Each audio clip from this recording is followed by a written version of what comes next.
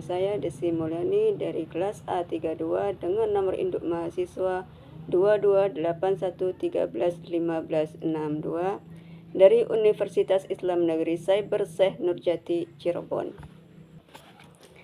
Pada kesempatan kali ini saya akan mereview sebuah jurnal dengan judul Majelis Taklim sebagai Lembaga Pendidikan Islam Non-Formal di Indonesia, di mana jurnal tersebut ditulis oleh saudari kita Karlina Putri dan kawan-kawan dari Universitas Islam Negeri Imam Bonjol, Padang. Bapak Ibu sekalian, pada jurnal tersebut menuliskan bahwa peran dan perkembangan Majelis Taklim sebagai lembaga pendidikan Islam non-formal di Indonesia. Penulis menyoroti bahwa Majelis Taklim memiliki kurikulum sendiri, diselenggarakan secara teratur, dan diikuti oleh jamaah yang relatif banyak.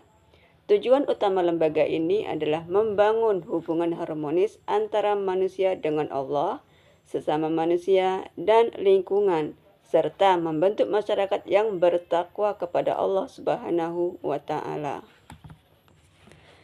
Pada penelitian jurnal tersebut menggunakan metode studi pustaka atau library research dengan mengumpulkan data dari buku-buku dan jurnal terkait.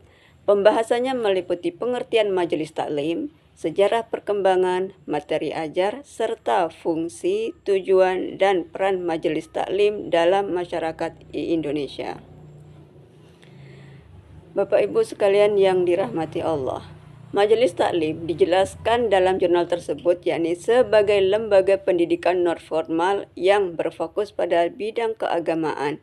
Majelis ini menjadi wadah penting bagi umat Islam untuk meningkatkan pengetahuan agama, memperdalam pemahaman keislaman, mempererat hubungan sosial, serta memperkaya pengalaman spiritual. Landasan utamanya yakni Al-Quran dan Sunnah, dengan metode pembelajaran utama berupa ceramah, halaqah, dan diskusi kelompok. Sedangkan materi yang diajarkan pada jurnal tersebut berluang ringkup pada tauhid, tafsir, fikih, hadis, akhlak, tarik Islam, dan pembahasan masalah kehidupan sehari-hari dari perspektif Islam. Pada materi tersebut bertujuan membentuk individu yang berpegang teguh pada ajaran Islam dan menjadikan Al-Quran serta hadis sebagai rujukan utama. Bapak Ibu yang dirahmati Allah, Majelis Taklim merupakan lembaga pendidikan tertua dalam Islam, di mana pendidikan tersebut atau Majelis Taklim tersebut sudah ada sejak zaman Rasulullah Shallallahu Alaihi Wasallam. Tradisi pembelajaran ini berkembang dari masa Nabi, sahabat, hingga generasi sekarang, dan tetap eksis di Indonesia sebagai bagian penting dari dakwah dan pendidikan keagamaan non-formal. Di Indonesia, Majelis Taklim juga menjadi bagian dari sistem pendidikan nasional. Tujuan, fungsi, dan peran Majelis Taklim tersebut yakni tujuannya pertama mempererat silaturahmi antar jamaah. Tujuan yang kedua yaitu menambah ilmu dan keyakinan agama. Tujuan ketiga yakni membentuk masyarakat berkepribadian muslim. Sedangkan tujuan yang terakhir yakni merealisasikan penghambaan kepada Allah Subhanahu wa Ta'ala. Sedangkan fungsi dari Majelis Taklim meliputi, apabila dilihat dari fungsi keagamaan, Majelis Taklim berguna untuk memperkuat pemahaman dan pengalaman ajaran Islam. Dan apabila dilihat dari fungsi pendidikan, Majelis Taklim menjadikan sebagai pusat pembelajaran agama yang fleksibel dan terbuka untuk semua kalangan. Serta apabila dilihat dari fungsi sosial, Majelis Taklim berguna sebagai memfasilitasi diskusi, interaksi, dan pertukaran pengalaman antar jamaah, serta membantu pemecahan masalah kehidupan sehari-hari. Sedangkan metode pembelajaran yang digunakan dalam Majelis Taklim yakni menggunakan metode halaqah atau kelompok kecil dan diskusi untuk meningkatkan pemahaman dan mempererat hubungan sosial antar peserta. Bapak Ibu sekalian yang dirahmati Allah, Dalam sebuah jurnal tentunya ada kekuatan dan kelemahan. Pada jurnal tersebut terdapat kekuatan apabila dilihat dari konteks historis dan teologis. Penulis menguraikan sejarah Majelis Taklim sejak masa Rasulullah hingga perkembangannya di Indonesia, menekankan kontinuitas tradisi pembelajaran Islam di masa ke masa. Ini memberikan gambaran yang komprehensif mengenai akar historis lembaga ini. Kedua, apabila dilihat dari analisis materi ajar.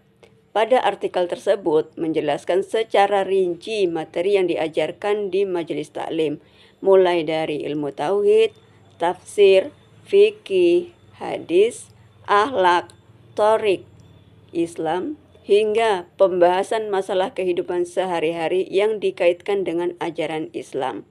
Penjelasan ini memperlihatkan bahwa Majelis Taklim tidak hanya fokus pada aspek ritual, tetapi juga membentuk karakter dan moral jamaah. 3. Apabila kekuatan jurnal tersebut dilihat dari penekanan pada fungsi sosial dan edukatif.